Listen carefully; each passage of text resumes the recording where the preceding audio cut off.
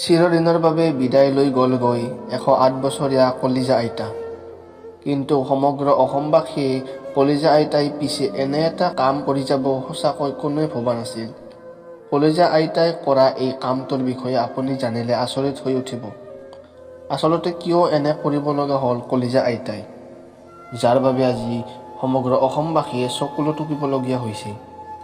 সকলোৰে লগত হাঁহি মাতি থকা, সকলোকে মৰম কৰা কলিজা আইতাই কিয় নিজৰ কথাই বাৰু নাভাবিলে? হয়, আপোনালোকে শুনি আচৰিত হ'ব যে কলিজা আইতাই এটি খুব ডাঙৰ পদক্ষেপ ল'লে। শুনি সুখী হ'ব যে আইতাই মৃত্যুৰ পূৰ্বে দুটি চকু দান দি থৈ গ'ল, যাৰ বাবে আজি সমগ্ৰ অসমবাসী গৌৰৱান্বিত হৈছে আইতাৰ এনে পদক্ষেপত।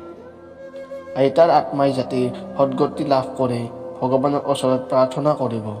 ভিডিঅ'টো আছিল ইমানেই। ভিডিঅ'টো লাইক কৰি চেনেলটো ছাবস্ক্ৰাইব কৰি থৈ দিব।